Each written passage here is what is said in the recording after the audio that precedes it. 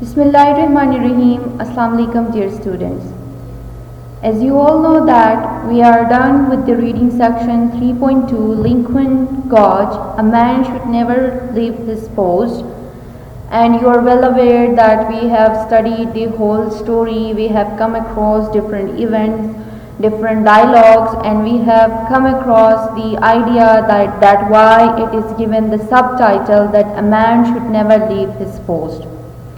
Today we are going to cover the study questions of this chapter. Okay, as you all know, the first part of our study question is recalling. So we will start with the recalling. The first question says, what is the narrator's job and the purpose of his journey? What physical conditions pursued him to rest for a few hours? So, when we move toward the answer towards this question, we will divide it into three parts. First of all, we will talk about the narrator's job.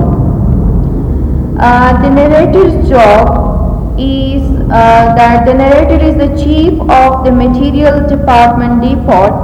His job is to supervise all the ongoing construction work for the future Phao Ki Chain 2 railway. So his job is, as he is the supervisor. Okay, the purpose of his journey.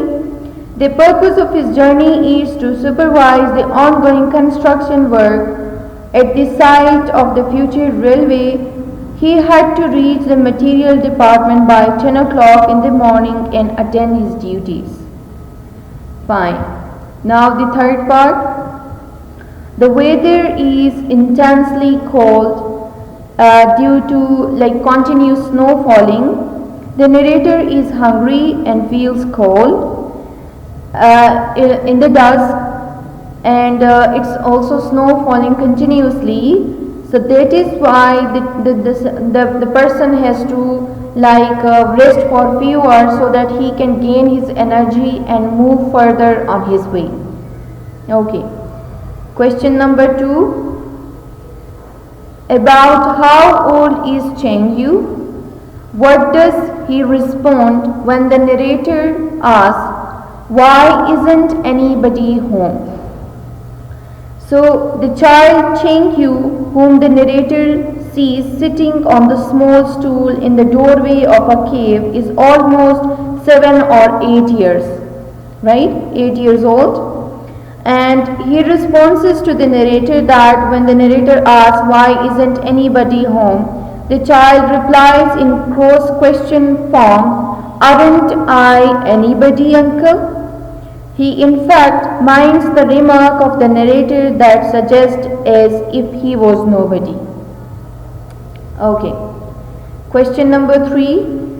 What work do Cheng Yu's parents do? What job has Cheng Yu been assigned? And what explanation does he give for refusing the narrator's advice to sleep? So Cheng Yu's parents are very hardworking and very true to their profession. His father, being a laborer, opens up the mountain and drills holes for dynamite charges. Cheng Yu's mother, as a traffic controller, stand on the narrow and the dangerous road that has been blasted through the rock, and then when the narrator advises him to sleep. So Cheng Yu, when the narrator sees the little Cheng Yu dozing on a small stool in the doorway of the cave and advises him to sleep, he at once shakes his head violently in a negative and says his papa and mama says that one should never leave his post. So the main idea of this story. Okay, question number 4. What does the narrator do in final paragraph? What does he realize is waiting for him? So in the last paragraph, the narrator is really moved by the determination of the little Cheng Yu, who says that a man should never leave his post. To hear this, his lost spirit reawaken. He rises, buttons up his coat, put his head down firmly, and leave the cave, he realizes that his job in the material department as a chief is waiting for him. Okay, moving towards the second part, that is the interpretation. So, what sort of child is Cheng Yu? What attitude does he display towards his parent and his responsibility? So Cheng Yu is the central character of the story. The whole story revolves around him. Cheng Yu is very sensible, strong, bold and determined. He is just 7 or 8 years old, but his spirits are so high and he has a greater sense of responsibility. And attitude towards his parents and responsibility, his attitude towards his parent is like that of remarkable obedient son who sacrifices his rest and perform his duty assigned to him by them. He looks after his baby sister till the arrival of his mother. He compiles with the advice of his parents that a man should never leave his post. So he is a very responsible child. Okay, question 6. What change in mood or outlook does the narrator experience in the course of the story? What causes the change? So, at the beginning of the story, the narrator is tired and hungry and wants a place to rest. His mood is changed from pessimistic to optimistic. Meeting the boy, seeing his responsibility for his baby sister and observing the family mutual encouragement for one another has caused this change. The action of the parent in the workplace affects him. The mother was directing traffic in the snowstorm and the father was placing dynamite charges on a stage or slope. Okay. The causes for the narrator change mood is because of the surrounding that he faces and the advice that the child and when he advises the child to sleep and the child responds him that a man should never leave his spot, this sentence of the boy changes the outlook and mood of the narrator.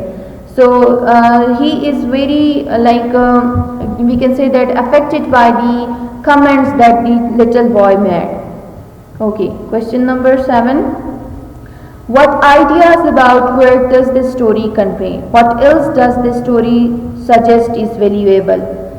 So first idea, the story Lincoln Gorge conveys the lesson that one should be dutiful, the work should not be considered burdensome, rather one must realize the importance of responsibility and perform it with devotion.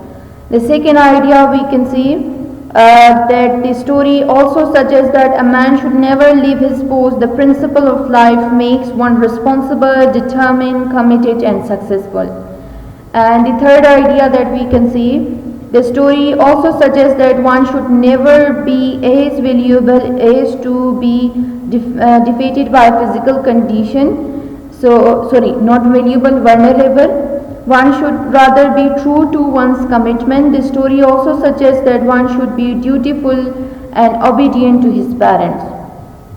Okay, then we can also say that sometimes a younger person, perhaps more innocent or purer, may influence an older person to change his or her thinking. Some people are able to learn by examples, as the little boy is an example for us. Okay, question number 8. Do you think this story is overly moralistic? How does 2 makes his story entertaining despite its rather heavy-handed message? So yes, I think this story is overly moralistic, but it's good thing for us.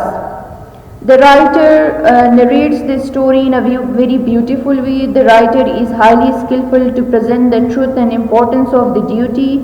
A man should never leave his post, and is highly heavy-handed message.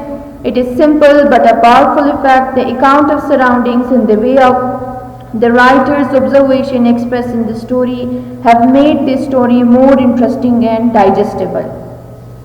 Okay, that's the end of interpreting.